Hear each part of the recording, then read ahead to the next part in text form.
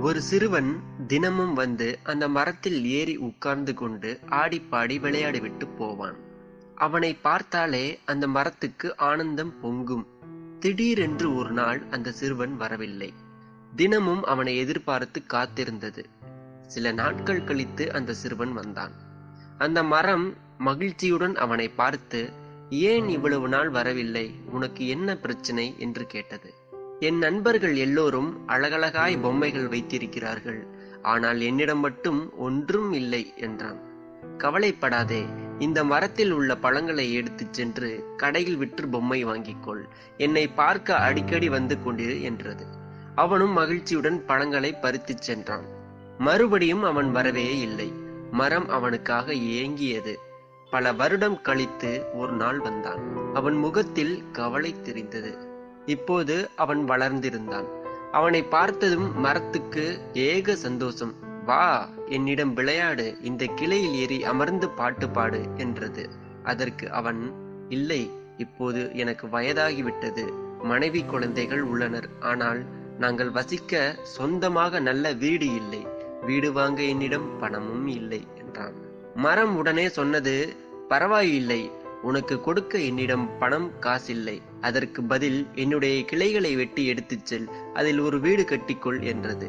அவனும் கோடாரியால் கிளைகளை வெட்டத் தொடங்கினான். "இப்படி ஒரே அடியாக என்னை பார்க்காமல் இருக்காதே, முடிந்தவரை வருடம் ஒரு முறையாவது பார்த்துச் செல்" என்றது. வேண்டிய கிளைகளை வெட்டி எடுத்துச் சென்றான். அதற்கு பின் பல வருடங்கள் வரவில்லை. அவன் வருவான் வருவான் என்று மரமும் நித்தமும் காத்திருந்தது. பல வருடங்கள் கழித்து பார்க்க வந்தான்.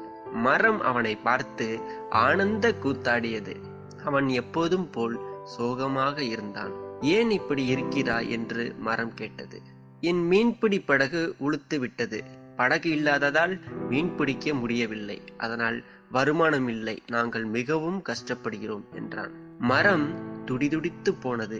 "நான் இருக்கிறேன். என்னுடைய அடிமரத்தை வெட்டி எடுத்துக்கொள். இதை வைத்து நீ பெரிய படகு கட்டிக்கொள்" என்றது. அவன் அடிமரத்தை வெட்டும்போது, "மறக்காதே, வருடத்திற்கு ஒரு முறை என்றில்லாமல் எப்போதாவது என்னை பார்க்கவா" என்றது. ஆனால் அவன் வரவே இல்லை. மரத்திற்கு நம்பிக்கை மெல்ல மெல்ல மறைய ஆரம்பித்தது. அப்போது அவன் வந்தான். தலையெல்லாம் நரைத்து கூன் விழுந்து மிகவும் வயதான தோற்றத்துடன் அவன் இருந்தான். அவனை பார்த்து மரத்திற்கு அழுகையே வந்துவிட்டது. "இப்போது உனக்கு கொடுக்க என்னிடம் பழங்கள் இல்லை, கிளைகள் இல்லை, அடிமரமும் இல்லை. உனக்கு கொடுக்க ஒன்றுமே இல்லையே" என வருந்தியது. அவன் சொன்னான், "நீ பழங்கள் கொடுத்தாலும் அதை கடிக்க எனக்கு பற்கள் இல்லை. வீடு கட்டவும் படகு செய்யவும் என்னிடம் சக்தி இல்லை. எனக்கு இப்போது ஓய்வு மட்டுமே தேவைப்படுகிறது" என்றான். "அப்படியா?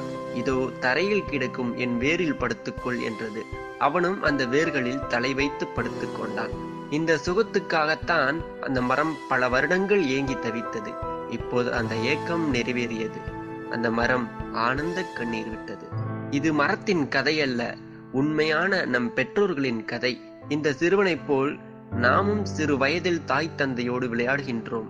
வளர்ந்து பெரியவனானதும் தமக்கென்று குடும்பம், குழந்தை என்று ஒதுங்கி விடுகின்றோம். அதன் பின் ஏதாவது தேவை அல்லது பிரச்சனை என்றால் மட்டும் அவர்களை தேடி போகின்றோம். நம்மிடம் இருப்பவை எல்லாம் அவர்கள் கொடுத்தது என்பதை புரிந்து கொள்ளுங்கள். நம்மால் அவர்களுக்கு எதுவும் கொடுத்து விட முடியாது, நம்முடைய அன்பையும் நேரத்தையும் தவிர. அவர்கள் விரும்புவதும் அதுதான். பெற்றோர்களை காதலியுங்கள். உங்கள் வாழ்க்கையில் கிடைத்திடாத மகிழ்ச்சி ஒன்று கிடைக்கும்.